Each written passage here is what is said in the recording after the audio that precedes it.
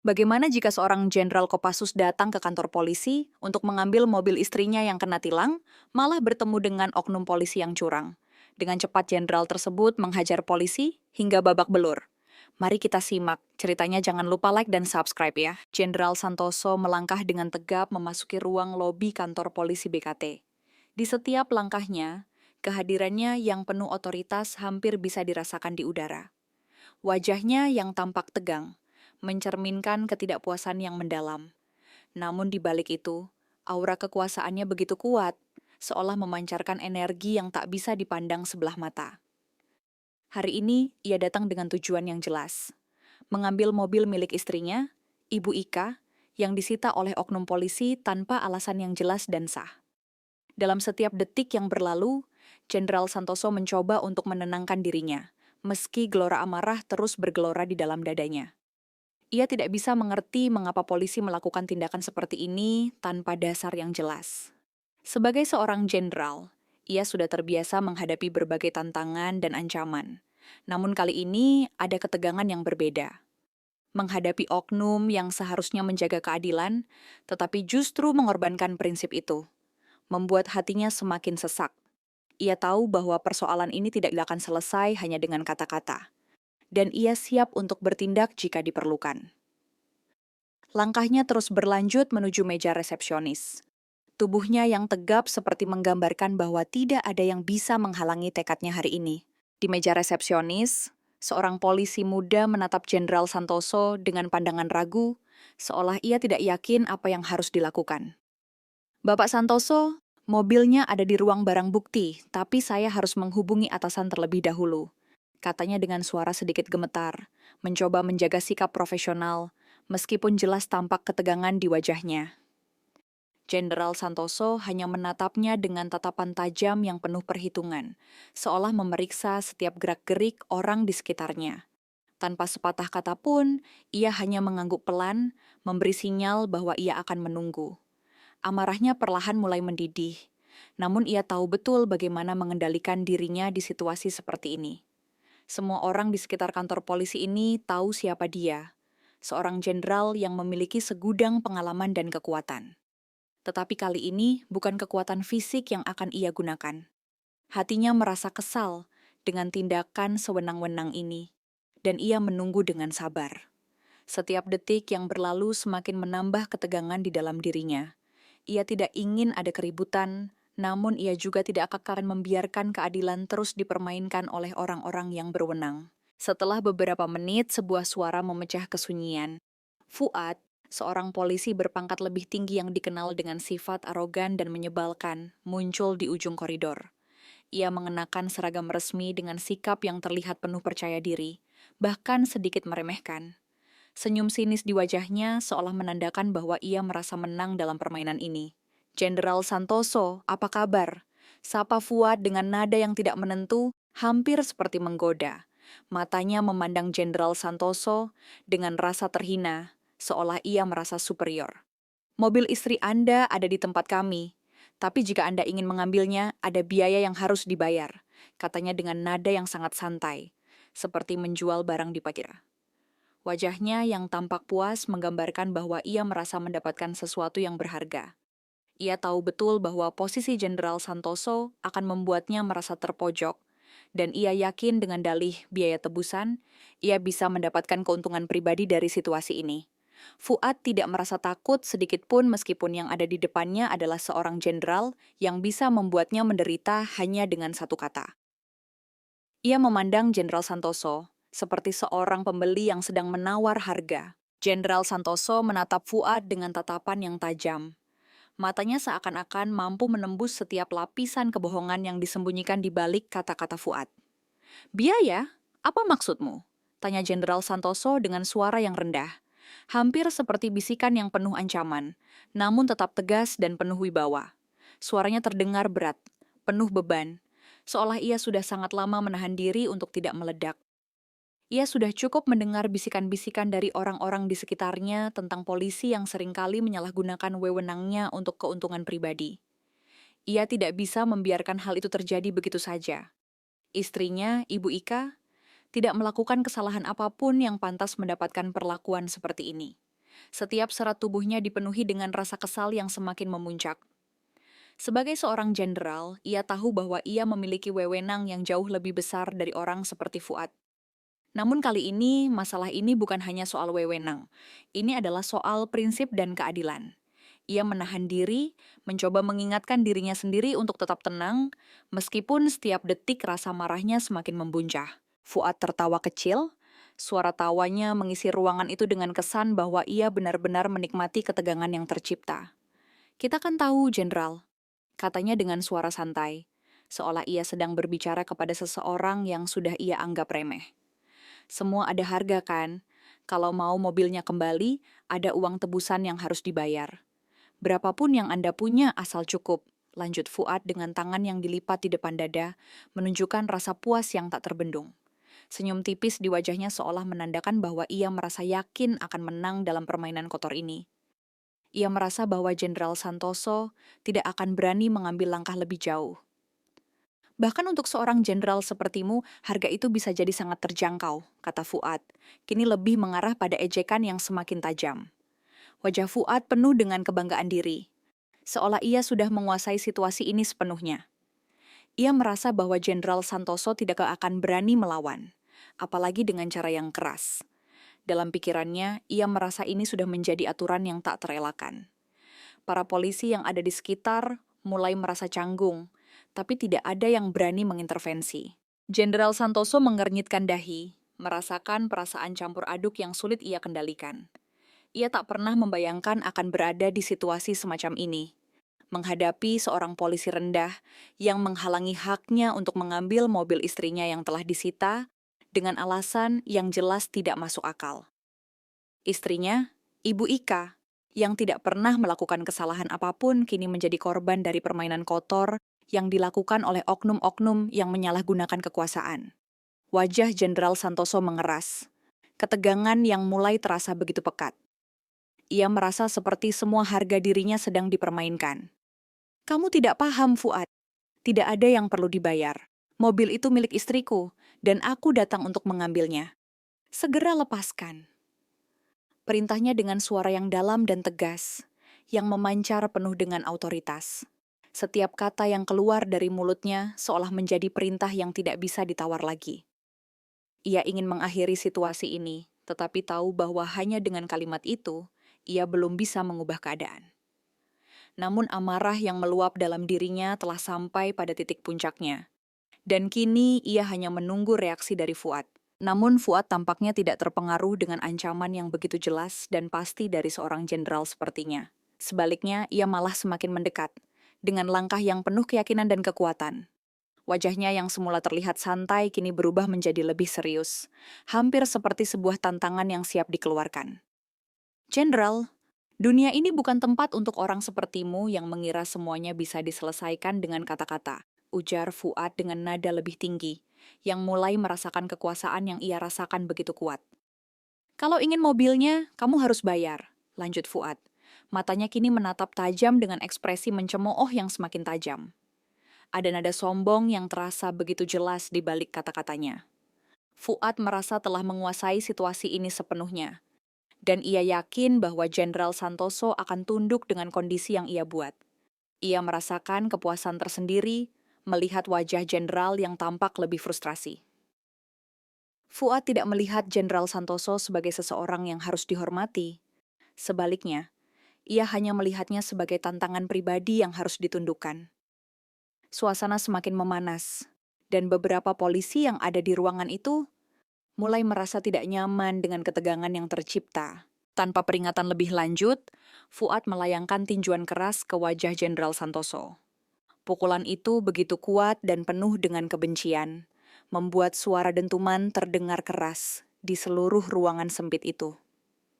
Darah mulai mengalir dari bibir Jenderal Santoso, namun yang paling mengejutkan adalah reaksi Jenderal yang justru tidak bergerak sedikit pun. Wajahnya tetap datar, tidak menunjukkan rasa sakit sedikit pun, seolah ia sudah sangat terbiasa dengan kekerasan. Beberapa polisi yang ada di sekitar menatap kejadian ini dengan ragu-ragu. Sebagian ada yang merasa khawatir, sementara yang lain hanya terdiam, bingung harus berbuat apa. Mereka tahu siapa Jenderal Santoso dan betapa besar pengaruhnya, namun tidak satu pun yang berani mengambil tindakan. Suasana semakin tegang, dan meskipun beberapa polisi ingin melerai, mereka tidak berani mendekat. Fuad yang merasa telah mendapatkan keunggulan, kini memperhatikan wajah Jenderal Santoso dengan rasa puas. Ia yakin bahwa pukulannya kali ini bisa membuat jenderal itu akhirnya menyerah. Namun, apa yang tidak ia ketahui adalah bahwa ini baru saja memicu sebuah ledakan yang sangat besar. Jenderal Santoso mengusap darah yang mulai menetes dari bibirnya. Matanya kini menyala dengan amarah yang membara. "Kamu berani memukulku?" Tanyanya dengan suara yang begitu berat, dipenuhi dengan kebencian yang mendalam. Setiap kata yang keluar dari mulutnya terasa seperti ancaman yang tidak bisa dikesampingkan begitu saja. Wajahnya yang semula tenang kini berubah menjadi sangat serius, penuh tekad yang tak tergoyahkan. Semua ketegangan yang selama ini ia tahan kini meledak begitu saja. Ia tahu bahwa tidak ada yang bisa menghalangi dirinya sekarang. Suasana yang semula tegang kini berubah menjadi penuh ketegangan yang lebih intens. Semua yang ada di ruangan itu bisa merasakan aura amarah yang begitu mencekam. Jenderal Santoso sudah tidak lagi bisa menahan diri. Ia merasa dipermalukan, dihina di depan orang-orang yang seharusnya ia percayai. Kini, ia tidak akan berhenti sampai keadilan untuk istrinya ditegakkan. Wajahnya semakin mengeras, seolah siap menghadapi apapun yang datang, bahkan jika itu adalah serangan balik yang lebih keras dari sebelumnya. Semua orang yang ada di situ kini dapat merasakan ledakan amarah yang begitu besar dari seorang jenderal yang terpojok. Dengan gerakan yang cepat dan lincah, Jenderal Santoso membalas serangan itu dengan tinjuan yang begitu mematikan. Tinjuan pertama menghantam wajah Fuad dengan keras, menyebabkan kepala Fuad terhentak ke belakang, dan tubuhnya terdorong mundur. Pukulan itu begitu kuat, seolah setiap kekuatan dalam tubuh Jenderal Santoso terkumpul dalam satu ayunan yang dahsyat. Fuad terhuyung, dan sebelum ia sempat membalas, Jenderal Santoso dengan cepat menangkap lengan Fuad yang mencoba melawan. Dalam sekejap, dengan gerakan yang penuh keahlian dan kekuatan, Jenderal Santoso melempar Fuad ke lantai dengan kekuatan yang membuat tubuh Fuad terhempas begitu keras. Suara benturan tubuh Fuad dengan lantai terdengar keras, dan seketika Fuad merasa seluruh tubuhnya terhimpit, kesakitan, dan hampir tidak bisa bergerak. Polisi-polisi di sekitar hanya bisa menyaksikan dengan mata terbelalak. Beberapa dari mereka bahkan melangkah mundur, takut akan konsekuensi yang mungkin timbul setelah kejadian ini. Namun tidak ada yang berani menghentikan pertarungan ini. Jenderal Santoso berdiri di atas Fuad, menatapnya dengan tatapan yang penuh kemenangan dan rasa sakit yang terpendam. Kini, Fuad yang dulu sombong dan percaya diri terkapar tak berdaya, dan Jenderal Santoso kembali menunjukkan siapa yang benar-benar berkuasa di sini. Fuad terdiam sejenak. Rasa terkejut menghentikan semua gerakan dalam tubuhnya. Ia belum pernah merasakan kekuatan seagung itu sebelumnya. Terutama tidak dari seorang jenderal yang seharusnya berada di tempat yang lebih tinggi, jauh dari pertarungan fisik seperti ini. Setiap inci tubuh Fuad merasakan kelelahan dan rasa sakit yang luar biasa. Ia mencoba untuk bangkit, namun tubuhnya terasa begitu lemas, hampir seperti tak bisa digerakkan. Punggungnya sakit, dan setiap gerakan yang ia coba lakukan terasa seperti beban yang terlalu berat.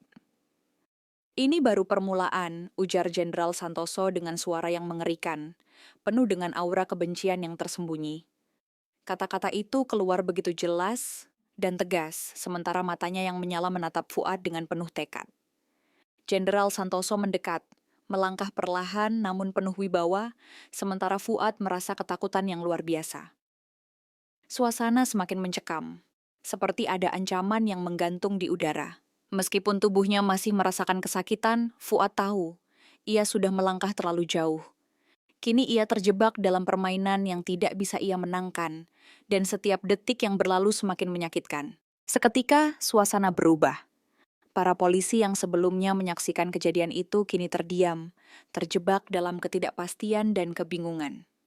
Beberapa dari mereka merasakan ketegangan yang luar biasa, seolah ada sesuatu yang begitu besar tengah terjadi di hadapan mereka. Mereka melihat Jenderal Santoso yang selama ini mereka hormati, kini memperlihatkan sisi lain yang jauh lebih menakutkan. Mereka tahu betul bahwa seorang jenderal bukan hanya seorang pemimpin, tetapi juga simbol kekuatan yang tak bisa dianggap enteng. Kejadian ini memaksa mereka untuk menyaksikan bagaimana seorang pemimpin yang biasanya penuh ketenangan, kali ini menampilkan sisi yang lebih gelap dan penuh amarah. Fuad mencoba untuk mengangkat tubuhnya, namun ia merasa terperangkap dalam rasa sakit yang luar biasa. Ia jatuh lagi dengan kesulitan, tubuhnya tak mampu menahan beratnya keadaan. Beberapa polisi bahkan mengalihkan pandangan mereka, merasa ngeri dengan kenyataan yang ada di depan mata mereka. Suasana di kantor polisi itu kini berubah menjadi penuh ketegangan, seperti bom waktu yang siap meledak kapan saja. Tak ada yang berani bergerak, tak ada yang bisa mencegah apa yang akan terjadi berikutnya. Semua mata tertuju pada Jenderal Santoso, yang berdiri tegak penuh kekuasaan. Jenderal Santoso berdiri tegap di atas Fuad yang tergeletak di lantai. Tubuhnya yang lemah membuatnya tampak tak berdaya. Dengan tatapan yang penuh kemenangan, Jenderal Santoso menatap Fuad seolah-olah mengukir kemenangan yang luar biasa. Tindakanmu tidak hanya salah, tapi sangat bodoh, Fuad. Kamu tak tahu siapa yang kamu lawan. Katanya dengan suara yang tetap tenang. Tetapi setiap kata yang diucapkan terasa seperti pukulan yang datang bertubi-tubi. Fuad yang tergeletak di lantai tidak bisa lagi melawan dan hanya bisa merasakan rasa malu yang semakin dalam. Jenderal Santoso menatapnya tanpa belas kasihan, seolah ingin menunjukkan bahwa tindakan Fuad telah melewati batas yang tidak bisa ia maafkan. Suasana semakin mencekam dengan setiap kata yang diucapkan jenderal. Kamu pikir kamu bisa bermain-main dengan orang yang memiliki kekuasaan seperti aku? Lanjut Santoso, suara matanya semakin tajam. Kamu salah besar. Fuad hanya bisa terdiam, mencoba mengumpulkan sisa-sisa kekuatannya untuk berbicara. Namun semuanya terasa sia-sia. Dalam pikirannya, ia tahu bahwa sudah tidak ada lagi jalan keluar. Ia telah melangkah terlalu jauh, dan kini harga yang harus dibayar semakin tinggi. Fuad merasakan rasa sakit yang luar biasa, tidak hanya fisik tetapi juga emosional. Tubuhnya yang terluka terasa seakan tak dapat merasakan apapun lagi selain rasa sakit yang mengalir deras. Setiap gerakan yang ia coba lakukan terasa berat, seolah tubuhnya tidak lagi menjadi bagian dari dirinya. Namun yang lebih menyakitkan adalah kenyataan bahwa ia telah membuat kesalahan besar yang tak mungkin bisa diperbaiki. Dalam pandangannya, segala yang terjadi adalah akibat dari keputusan buruk yang ia ambil. Aku minta maaf, ucapnya lemah, suara yang hampir tak terdengar. Terbata-bata karena rasa sakit yang menggerogoti tubuhnya. Kata-kata itu keluar tanpa kekuatan. Dan ia tahu bahwa itu tidak akan mengubah apapun yang sudah terjadi. Santoso sudah kehilangan kesabaran. Dan tak ada yang bisa mengubah kenyataan itu. Fuad merasa seolah segala keputusan buruknya kini datang menghantui dengan keras. Rasa malu, penyesalan, dan takut menyatu menjadi satu rasa yang sangat luar biasa. Ia menyadari, tak ada lagi jalan kembali. Apa yang telah ia lakukan tak akan pernah bisa diperbaiki. Dan ia sudah terjebak dalam konsekuensi dari tindakannya sendiri. Dengan satu langkah besar, Jenderal Santoso mengarah ke meja di ujung ruangan. Ia mengambil kunci mobil yang ada di atas meja dengan gerakan yang sangat tegas, seolah itu adalah simbol akhir dari segalanya.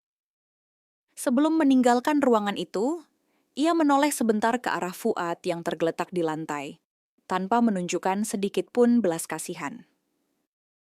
Kembalikan mobil itu, dan biarkan ini jadi pelajaran bagi orang-orang seperti kamu, ujar Santoso, dengan suara yang penuh kekuatan, namun tetap dingin dan tak terbendung.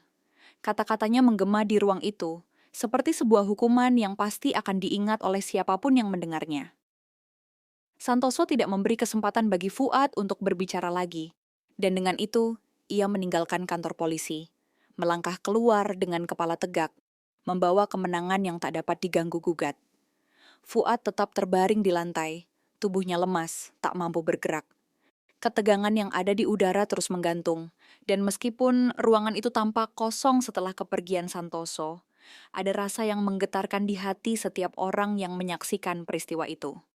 Ketegangan yang begitu dalam seolah meninggalkan bekas yang tak mudah hilang.